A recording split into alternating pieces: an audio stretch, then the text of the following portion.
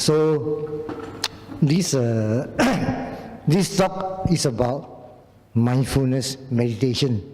So I will give you the basics first.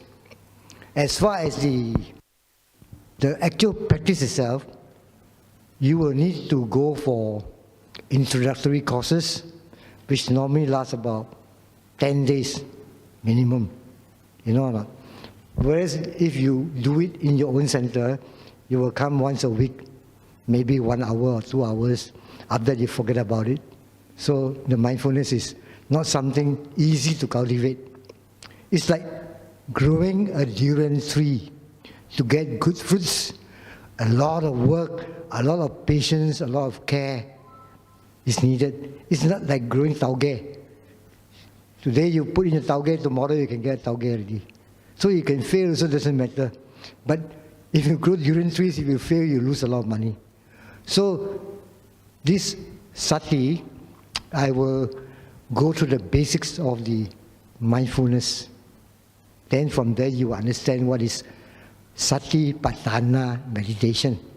So you go to the roots first. Now, at the time of the Buddha, when the Buddha started to teach Buddhism, I would call the Brahmins were already there. In fact, the first Buddha appeared in the world during the Brahmin time. So Buddhas will appear when conditions are there and wrong teachings more or less basically dominate the country. So this is one of the conditions for Buddha to arise. Buddhas don't arise for no reason. There are certain conditions are required. So say if there's a world war coming, the Third World War, I would say at least about more than 75% of the world population is decimated, everything is lost. So the time will come when there's no proper teacher to guide them. Then the next Buddha will be the condition for the next Buddha to come and bring light back to the world. Okay? So when we started, after this, Buddhas will come to teach you the Noble Eightfold Path, the Four Noble Truths. And within the Four Noble Truths, if you go deeper and deeper, the root will be sati. Sati is the most important factor in the Noble Eightfold Path.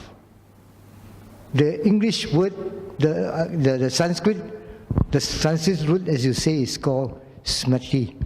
But the Vedas predate Buddhism, so they don't understand what is the meaning of smriti or sati. So in the Rig Veda, it means just remember. That means if you have got good memory is important. But memory is actually secondary. Because memory is remembrance, thinking about or recalling to mind.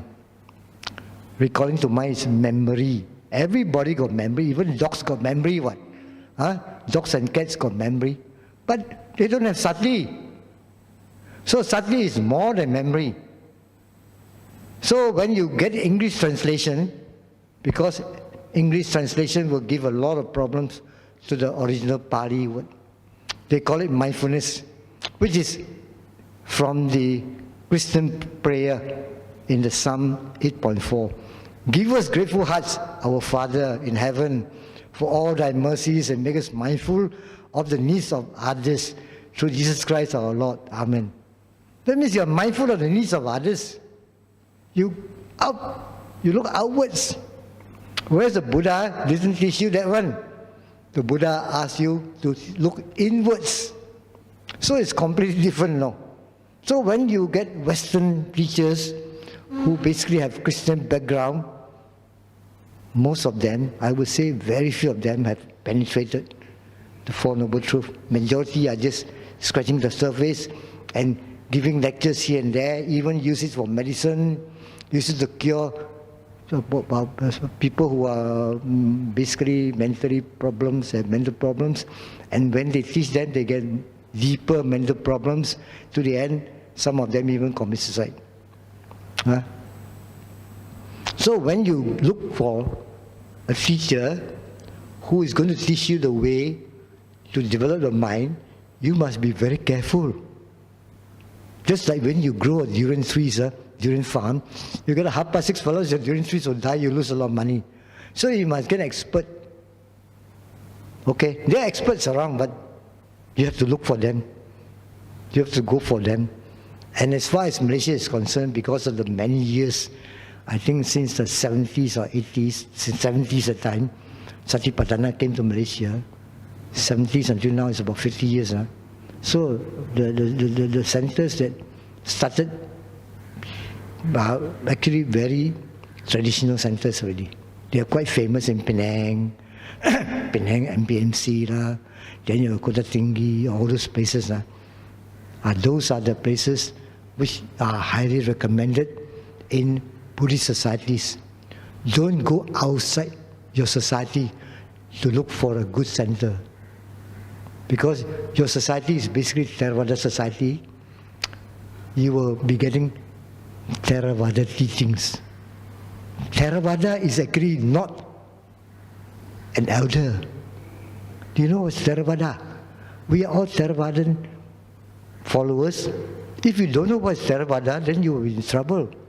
The word Thera means Arahan, not elder. There is a sutta by the Buddha called the Thera Sutta. The Buddha defined the Thera as an Arahan. So after the Buddha passed away, there were 500 Arahants who assembled in Vajrayaha to collect all his teachings. The last one who came in, Ananda, the night before the council, he achieved Arahantship. And because he has got a good memory, he was with the Buddha all the time, they chose him to recite the Sutta, the Suttas. Vinaya was recited by another Arahant itself. So that means the teachings you get in the Theravada text are basically from the first council, compiled by Arahants, not by ordinary people who actually remember, and they remember all the Buddha's discourses.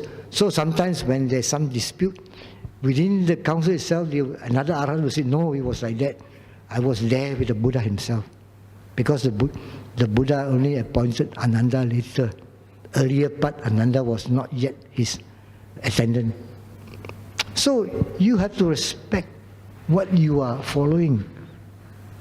Don't simply go here, go there, this teacher is more charismatic, I go to him, this and that. Because you are going to culture your mind. So if it's the wrong culture, you get a wrong mind. You have to be very careful. So you stick with your own society. Don't simply go out. Somebody more charismatic, you go there, you follow, you get in trouble. And then once you do it wrongly, it's very hard to undo. It's better not to take a step, than to take 3 steps backwards.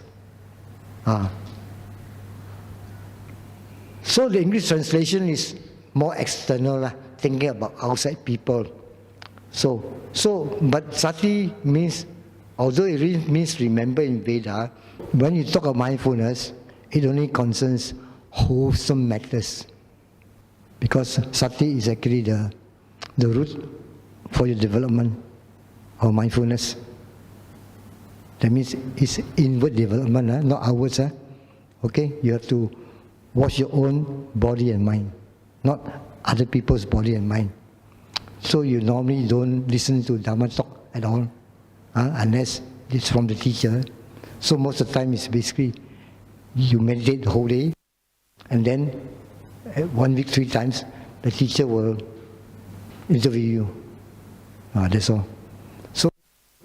So you get the meaning clearly, then it will be easier. Because most people who go for meditation, they just jump in and they don't understand. Because you are being the members of the Buddhist society, there's a chance for you to understand from the various teachers who have been meditating. So actually, when people talk about mindfulness, they talk about recollecting, remembering.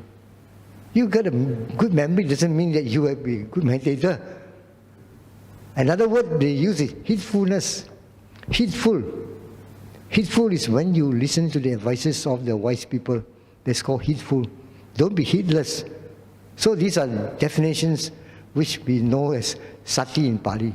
So if you use the word sati, it's better to use English word. So from now on, I'll use the word sati. And because it's commonly used as mindfulness, we will take sati and mindfulness, English word, mindfulness, sati, Pali word. So it's a special type of remembering. You remember to do meritorious deeds. That means your mind becomes wholesome. That means there's some mindfulness there already, or heedful. Heedful of the advices of the Buddha. Do good, cultivate your mind, do good, abstain from evil, cultivate your mind. That's called heedfulness. Of course, if you from another religion, it's something else. So we are not talking about other religions. We are talking about what the Buddha taught and what you want to achieve in life. So it's mainly involve wholesomeness. That means you must be heedful to the Buddha's advice. If you want to follow Theravada, which was brought down, that the teaching were discussed among 500 Arahants, and the word Arahant means Thera. So Theravada is the doctrine of the Arahants, not the doctrine of elders. Elders are a group of old people. The Buddha said, a Thera can be a young man. A wise young man is a Thera. One who has achieved complete liberation. So, when you have sati, you remember to do meritorious things. In the past, you remember, and when the Dharma discourse, you pay attention. You pay respect to those who are worthy of respect. So when you're mindful, especially during meditation, you don't lose the object of meditation. Some cases in Bandhutama, you're supposed to follow the breath, in breath, out breath. The other one, the Mahasi method, is to follow the rising and falling abdomen. That is the object, primary object of your meditation. So when you sit down, you focus your mind on the rising and falling abdomen. You don't start thinking about other things. If you start thinking about other things, you're not mindful. There's no such thing as unmindfulness. You don't have mindfulness, that's all. There's such a thing as mindfulness, which is wholesome, and no mindfulness. There's no such thing as bad mindfulness. Mindfulness is always wholesome. Sati is always wholesome. Among the cetasikas or mental factors, sati is always wholesome. That's why it's so important. That means you are mindful of your unwholesome mind, thinking bad thoughts about other people, then say, oh, like that. So when you remember to focus on that, you are mindful. So you remember Dharma discourses that have been taught, you pay respect to those worthy of respect. So when you are mindful while meditating, you don't lose object of meditation. You don't start thinking of other things. Let's say you're supposed to focus on the in-breath and out-breath. You focus on in-breath and out-breath until another phenomena arises. Then thinking, then you go to thinking, you go away. Then you go back to the primary object. Like that one, no. It's very boring, But it leads to wisdom, freedom from suffering, nibbana. So as you grow older and older, the agency becomes more and more, because at that time you become wiser and wiser as you grow older and older. But of course, there are young people who are quite wise. Some people start at about 30. I started about 45. It's quite young. 45. Most people start at 60. Even people 70 want to start. Of course, once you are older, the energy is not there compared with a young man. Young man can do meditation without sleep for 3 nights also can. Women cannot do that. Yes, some people they meditate 3 nights without sleep, whole night meditate, next morning they continue. Because the effort it becomes so strong. So then the teacher will tell you you must relax You just keep on noting whatever comes, you just note, touch and go, then you fall asleep. Then you will have a good sleep. Are you frightened? Sometimes you meditate, you cannot sleep whole night like that, especially young people. Old people tend to sleep more. So, whenever you are meditating, you should be mindful, not lose sight of the object of meditation. Then you remember to perform meritorious deeds. When the Bante comes, you remember to come and do dana. That's called mindful. This is basically general mindfulness. So you observe the 5 precepts, very important, and you restrain from, when there's anger there, you not anger, you disappear. Whatever arises will disappear, that's all. If you're mindful. If you're not mindful, the anger comes more and more. So some people, they count to 10 because when they start counting, they forget about anger. That's replacing it is not correct. When there's anger there, you know the anger to develop your mindfulness. You don't try to suppress it by counting 1, 2, 3, 4, 5. By the time it's finished, that's what Westerners teach you. This is not the way of Satipaṭthāna. It's not the way of mindfulness. So you restrain, and then sometimes you want to recollect the virtues of the Buddha, Dharma, Sangha, especially when your faith is weak, especially those people, daily you do your puja, then you recollect. It adds to your faith, which supports, because faith is a wholesome factor, it supports the mindfulness as well. Different. So such forms of mindfulness concerning wholesome matters. Mindfulness means wholesome. This is heedfulness also, through mindfulness or heedfulness. So before the Buddha passed into Parinibbana, he told the monks, Dasa apamadena sampadeta. It means accomplish your duties heedfully. So the word apamadena is heedful. It's a form of mindfulness. Very important for daily life. Mindfulness is when you go for retreat, it's concentrated mindfulness. Daily life, we call it heedfulness. Heedful of wholesome matters. Heedful of preventing unwholesome matters. Heedful. The advice people, the teacher will give you, be heedful. So don't talk too much if you're meditating. So you're not meditating, you're in the meditation center, there are people who like to talk. And they don't make any progress. The silent ones are the ones who make progress. So in the Dhammapada, the Buddha himself has proclaimed, Abhamado amata padang, pamado machuno padang. Heedfulness is the path to the deathless. Heedlessness is the path to death. Abhamata na miyanti, ye pamata yata mata. The heedful do not die. The heedless are as if already dead. So when you use the word apamada, it means ever-present mindfulness, watchfulness. You're watchful, your mind in doing good. So that means you are cultivating good in your life. And when you cultivate good, the result will be good, wholesome results. So when you cultivate wholesome mental factors, you will get wholesome results under the law of karma. So, ever-present mindfulness, watchfulness. Watchfulness. I think watchfulness is more appropriate. Watchfulness or heedfulness. So daily life also you have to heedful. Of course it takes years of practice. Associating with the proper people. Very important. Association with the wise. Deathless means Nibbana because there's no birth, no more rebirth, so there's no death. No, it doesn't mean if we are immortal, the person is immortal.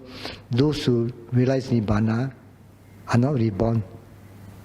They do not die again and again. So what does it mean you don't get reborn? How do you explain that?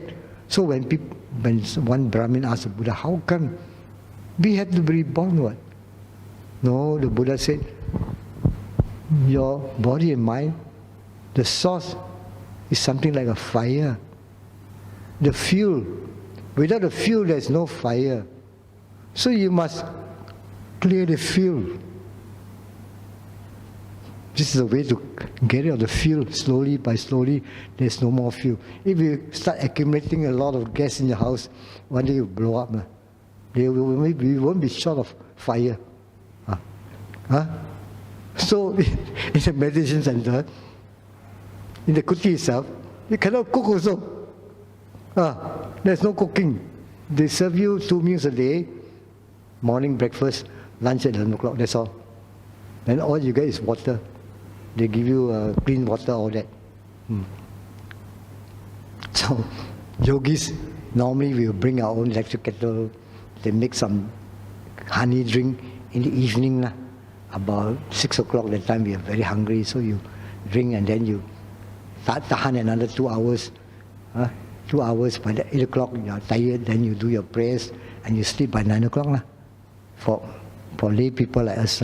For the monks, some of them don't sleep one, especially the young ones.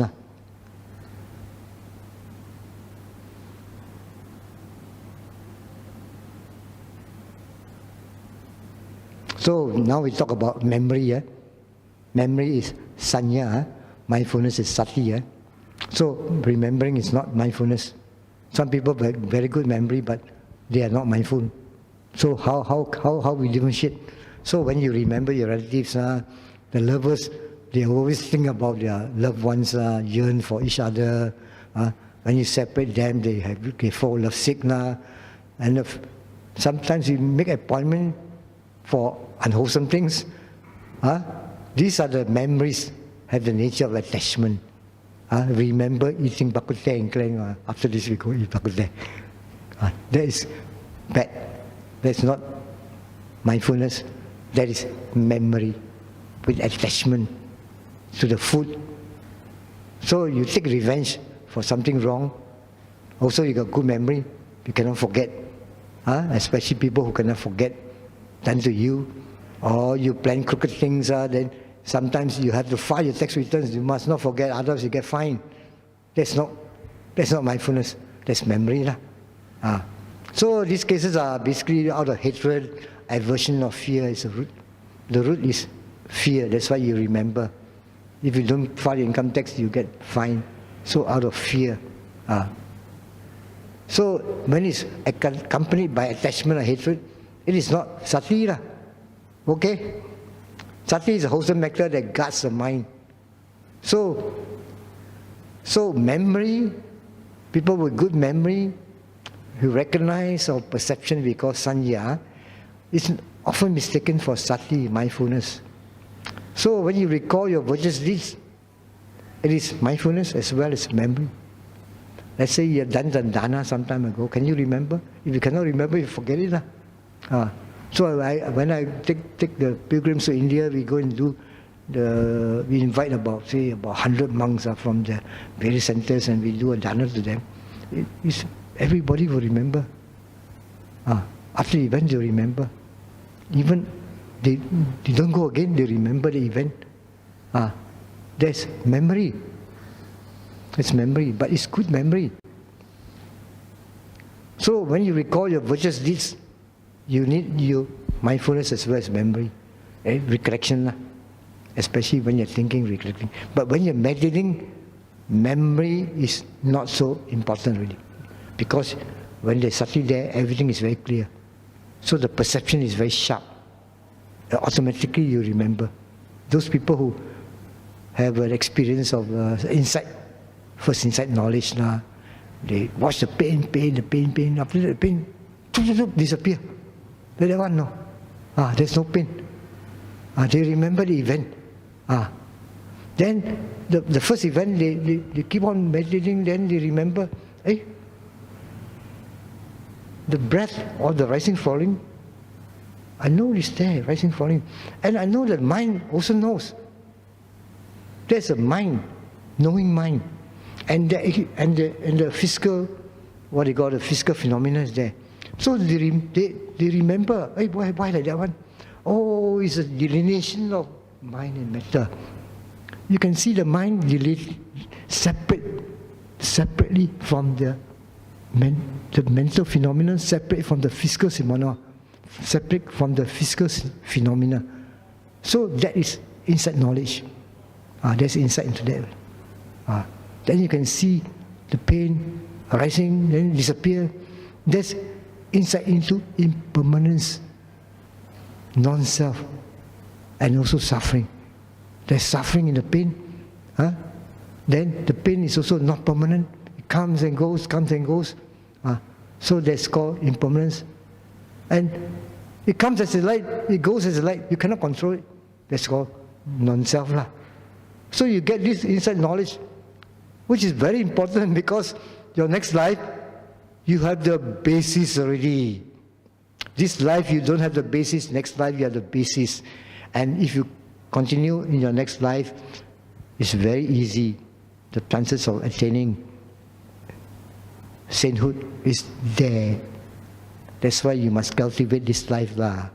The parami lah, this is called wisdom parami lah. That's why it's so important. People go and forget everything. I'm more lucky lah because I went at 45 because I nearly died. I got a very bad experience. I say if I don't make change, I will die and go to the lowest. So I better do something about it.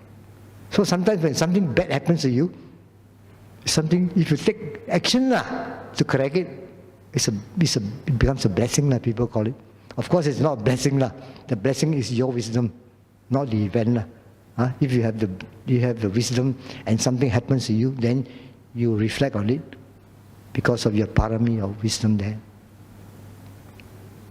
So don't mistake memory for mindfulness. So memory is just, you can be unwholesome, you remember about bad things, you want to take revenge, all those things. So this is called memory.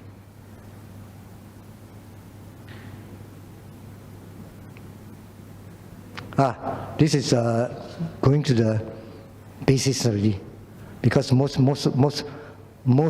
people, if you don't have know the basis, you may get a wrong teacher.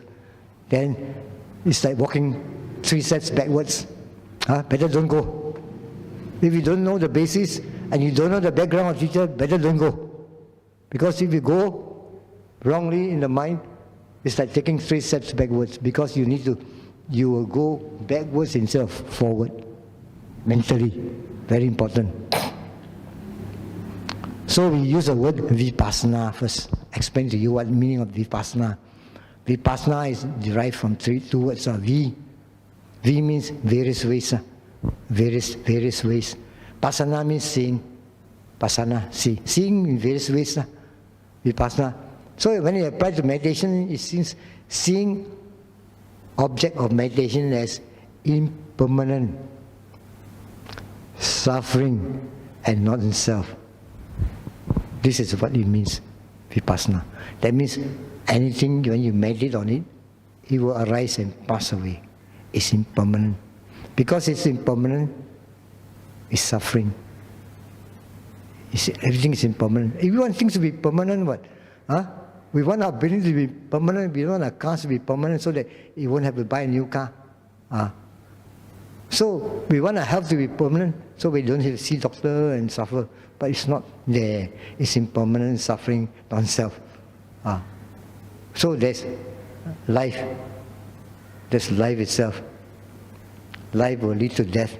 Death will lead to rebirth and life again, and continue and suffer and suffer and suffer. So the principle of vipassana meditation is to observe. Observe your mental process. Mental process, the mind. And also your physical process, your bodily processes. Your breath coming in and out. You cannot stop it from coming in and out. Or the stomach, which is quite easy for me. In fact, I started from from the breath. When I meditate, from the stomach you went to the breath, and from the breath you go into jhana. So the teacher says, stop this, it will not lead you anywhere. So I go back to the basic, rising, falling. I could have got into jhana, but I went into jhana, but the teacher said, go to the breath, go to the stomach, which is very gross, like a beginner, like crawling, a baby crawling. So I'm very obedient, so I follow what the teacher teaches. So that's how I make progress. So to observe any mental or physical process arises that predominant thing. Let's say you are watching your breath and suddenly you start thinking, getting angry, the predominant one is anger already. So you go, anger, not anger, it disappears. Then sometimes there's nothing there. So you go back to your object, primary object. It can be the breath or the rising, falling of the abdomen. So a time will come when your meditation is very, more or less very easy, smooth. This is when your mind is free from hindrance. Concentration is there. So the mind can note whatever. The mind will be very sharp. Once the concentration is there, you can see whatever arises. And then you will get the insight. Some people take months, some people take years, some people take weeks. Some of the great meditators, just a few minutes they have it. Why? Because they have the parami. They have meditated in the past life. Just like people are born so intelligent, some people try, so cannot. All the differences is due to your past karma, like that one. So if you practice this life, next life will be easier. See, if you practice now and continue, before you die, life will be easier. Because you can note, you have no fear, you have something to observe. Otherwise you'll be lost. Lost in the sea. There's no compass.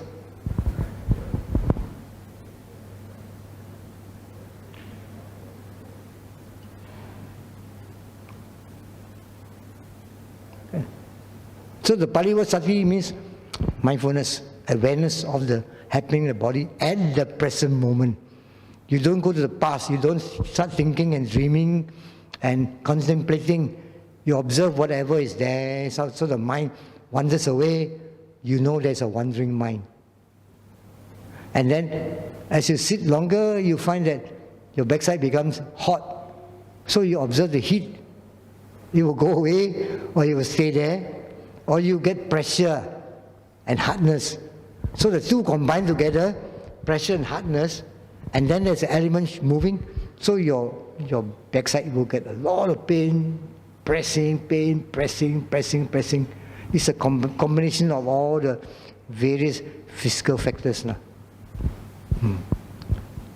So the word sati, mindfulness, awareness of what is happening in your body and mind. Not other things. Once you go into meditation, it's your body process and your mental processes. So the word patthāna means establish firmly or foundation. So now we come to the word Satipaṭthāna. Satipaṭthāna meditation is establishing mindfulness firmly or closely, like a foundation. That will take years now. It's a long-term plan, not short-term one. Until the day you die. So sati plays a key role in Satipaṭthāna meditation. So we will talk more about sati. So this talk will take about 1 hour. I will finish it. The characteristic is very important. Let's say we label a person, this fellow has a characteristic of patience, very patient person. This person has a characteristic of very angry, very easily. This will be provoked, he get angry. This is, we call him bad-tempered, or easily, or quick-tempered. This is characteristic. This friend of mine is very patient. This is characteristic of patience. So, So our own mind also has a characteristic. Mental factors like sati also has a characteristic. What is the characteristic? Most important is not floating away from the object. It sticks to the object. So if you have mindfulness or sati, and you watch, you practice it, whatever objects arise, you stick to it. At the moment you're watching rising, falling of your breath, next moment the mind becomes excited. You know, excitement. So the object is now excitement. And when you see excitement, you can notice that it is what do you call, shaking one. It's a characteristic of shaking the mind, excitement. It shakes your mind. Like that one, no. So each one of them has a characteristic. So sati is not floating away. It goes to the object. So you cannot do superficial noting. So another thing is that this mental factor has a function. So when you have sati protects your mind, there is no confusion. Your mind is not confused. You know what is going on in the mind. It means the noting mind don't lose sight of the object, won't forget what is object. So it remembers, this is anger. The anger arises, you know it disappears. So you know the characteristic arises and passes away. It has this speciality. How does it manifest itself? We see just like a person, angry person. How does it manifest itself? It gets blow up. That's called manifestation. So manifestation sati is coming face to face with the object. Like this piece of paper, face to face with paper, is very soft, is white colored or what? You have that means you know the characteristics of the object. So another manifestation is araka or guarding. So sati protects the mind from defilements. So when there's anger there, you go to the anger, it creates a lot of disturbance. The breathing becomes harder, From there you just note, it will disappear. So sati protects the mind from defilements.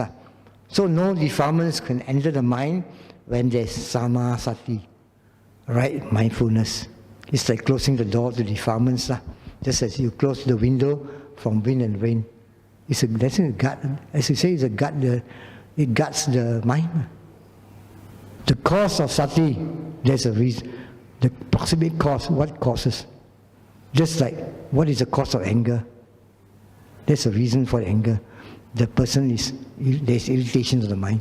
So anger arises, irritation. So in the case of sati, the cause is actually steadfast perception.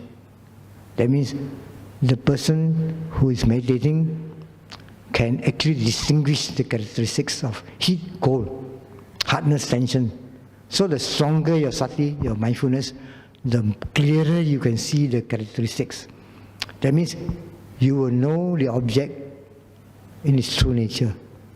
So generally the true nature is different. Generally the true nature of all objects is impermanence, suffering, non-self. That's the general characteristics. Heat also comes impermanent, suffering, non-self. Happiness also impermanent, suffering, non-self, because it goes away. So everything becomes impermanent, suffering, non-self. But each have its own characteristic. Happiness, you get glad, become glad. The mind is light, very light, uplift the mind. Sorrow will depress the mind. But they are all impermanent, suffering, non-self. So all the while as you do, everything you see is impermanent, suffering, non-self, impermanent, until your mind gets exhausted. And you keep on going through the exhaustion, because it's like a training. You keep on training until one day you're so frightened by all this, you will jump across a canal 10 feet across. Yes, you can do that. Because you are under pressure, you just jump or die. So there's a tiger chasing you. There's a canal 5 feet across, you cannot do that. But when the tiger chases you, you jump across. You cross over lah. This is the one that makes you cross over. Frightened. They call it. Like that.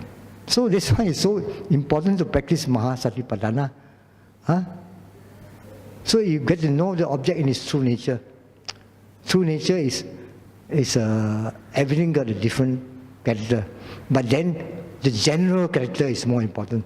All that impermanent, suffering, non-self. Keep on going until your mind become, I would say, so frightened that you jump.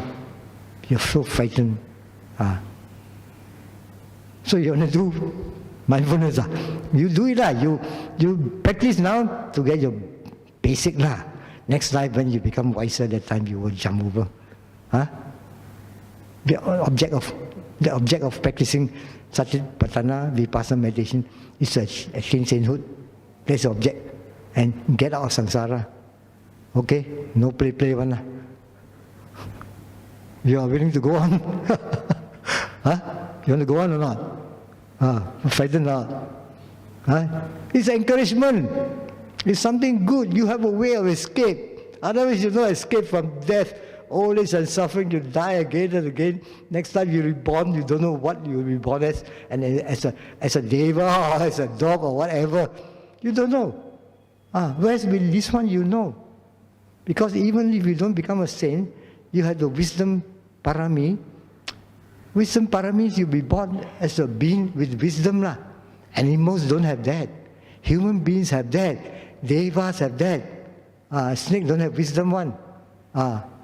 Or you become an insect, a mosquito, what wisdom you have? So you aim for higher along the chain of life. Go higher level, become a deva.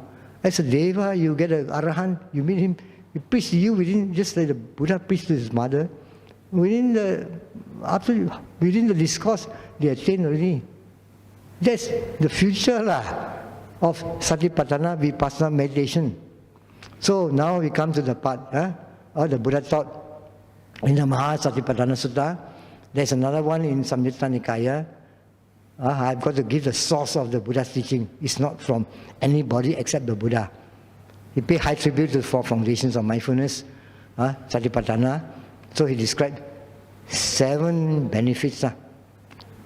One and only way. There's only one and only way for the following 7 benefits. Number 1, purify your mind. Even though you don't attain Nibbana, your mind is purified during the retreat.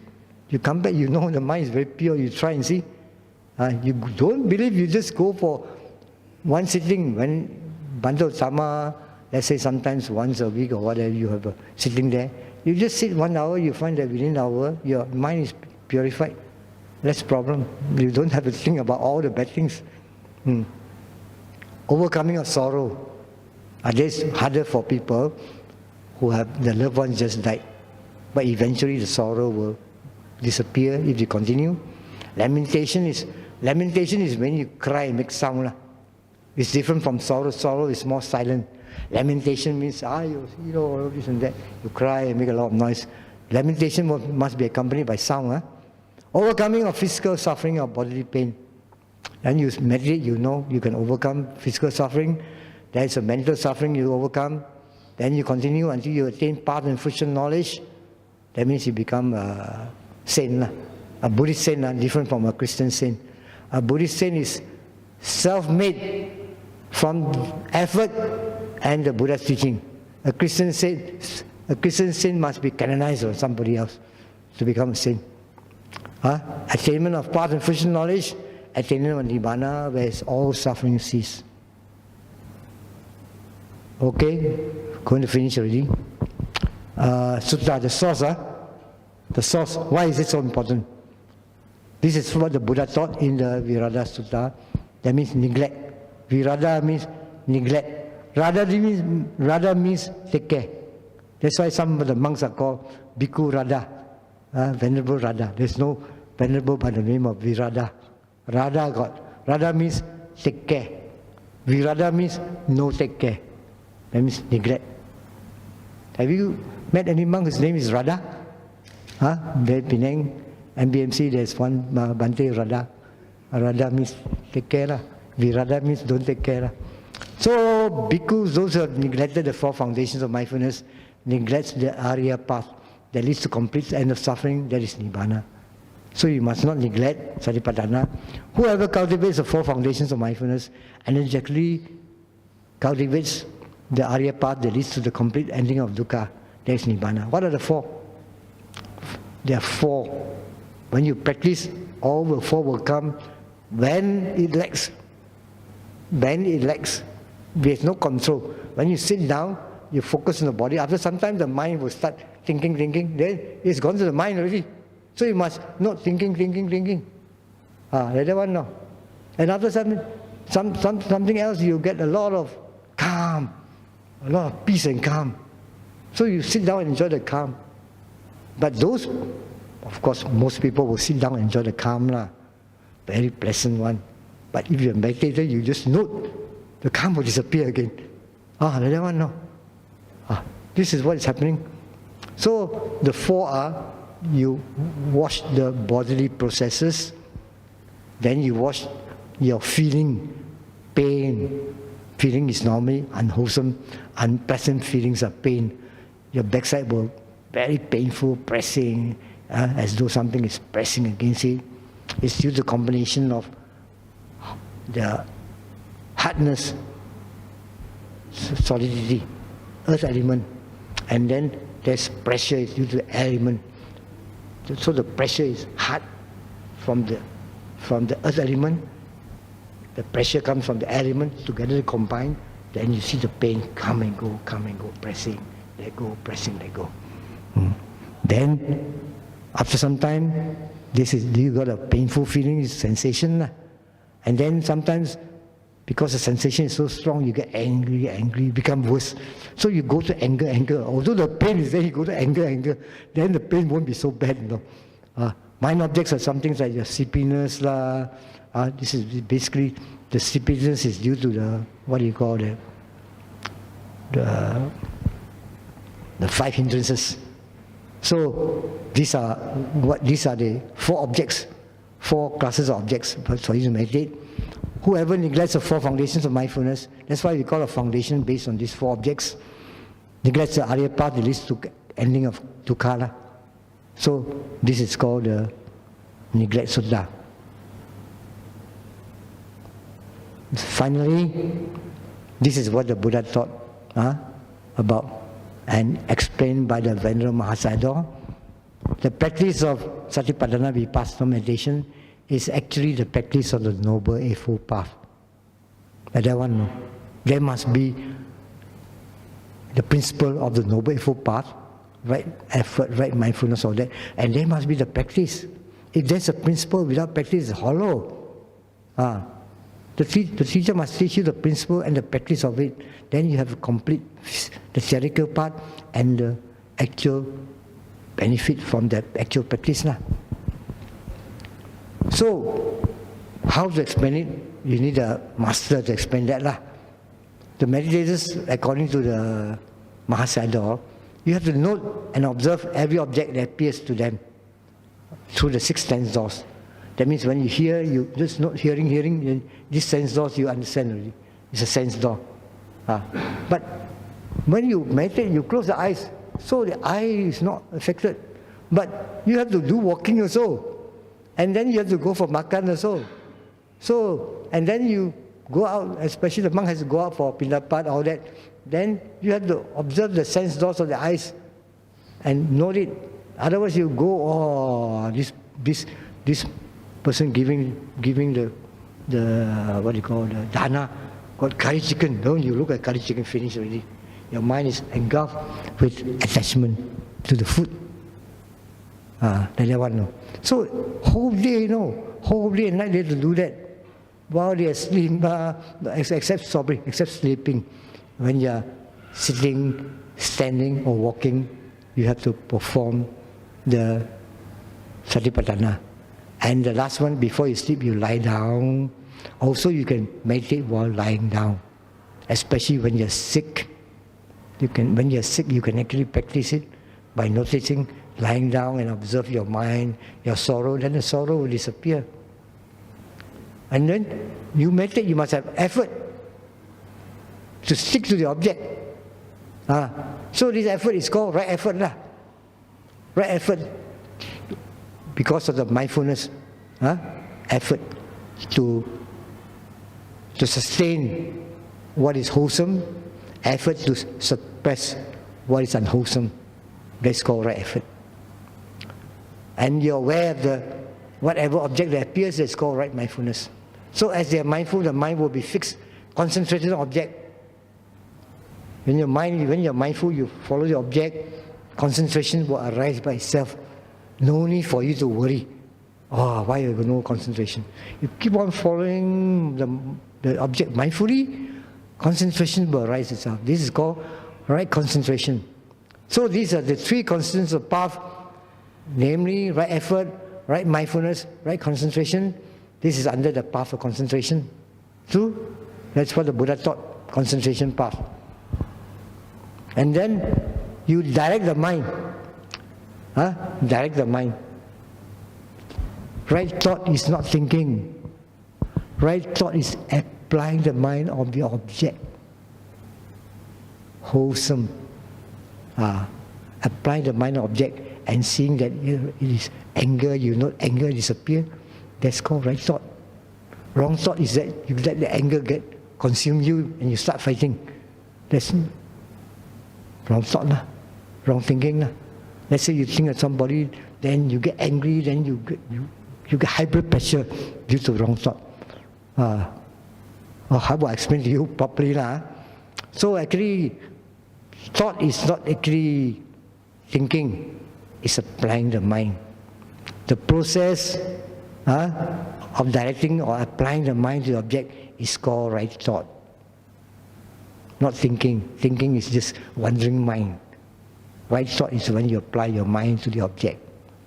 Direct the mind to the object, that's right thought. And then you can see the object clearly. When you apply the mind to the anger disappears. This is right view. Whatever you see is impermanent, suffering, non-self. Keep on going until you become nearly mad and you can jump across the river like a tiger chasing you. This is like a tiger chasing you. It's called right view. So these two are grouped under the heading of wisdom, the path of wisdom. And the last one is easiest to fulfill. Last one, all Buddhists, very easy. Whole period of meditation, you have to keep the 8 precepts, refrain from talking so that you don't get involved in wrong speech. And that's what we call it golden silence. So normally meditation, you don't talk to each other. And the only time we open our mouth is when there's an interview with the teacher related to meditation practice. So during the process of meditation, especially for Buddhists, Theravada Buddhists, very easy for them to fulfill right speech. Right speech is the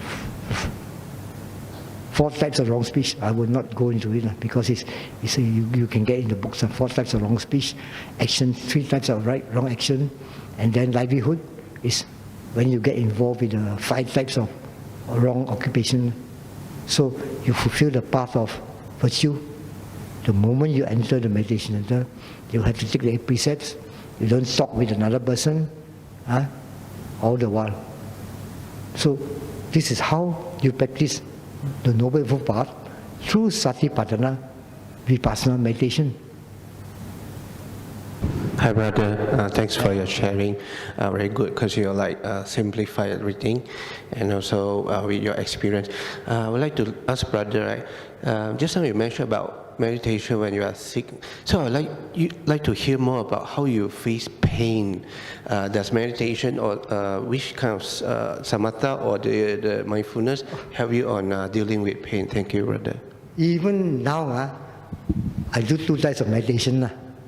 Metta because I have a teacher who must have metta. So my teacher forced me, he said, you like to do vipassana, all that, you must do metta. So I do metta and vipassana. But anytime I'm in trouble, I will go for vipassana, not metta. Because vipassana, you see reality. You face the truth. Metta, you may I be well, happy, peaceful. It's good to make friends all that And when you're bad-tempered, sometimes, but to overcome my depression, all that, sometimes metta will work. Sometimes it won't work. Vipassana definitely will work. Depression comes, depression after gone. It is the best meditation that has come to the world to benefit everybody. So if you happen to meet the Buddha Dharma, this is actually the Buddha Dharma itself. The Buddha Dharma. No other teacher can teach this. No other teacher in the world, no Deva or Brahma can teach this. That's why for a teacher, you need to do metta and vipassana to blend with the students. But personally, if you want to go full-time into vipassana first. At least 5 years before you go to metta. Because once you go to metta, everything is very easy. May I be very happy. You're always happy and then no problem. But actually when the big problem comes, metta also doesn't work. But before you die, metta will not work, vipassana will work. Because you're face to face with it.